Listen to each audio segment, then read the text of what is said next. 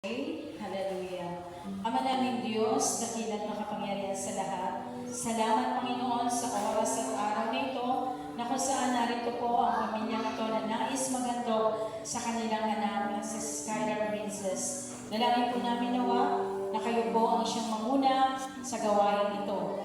Patuloy ang iyong banal na Espiritu ang kumilos sa aming kalagitnaan. Salamat po muli. In Jesus' name we pray. Amen.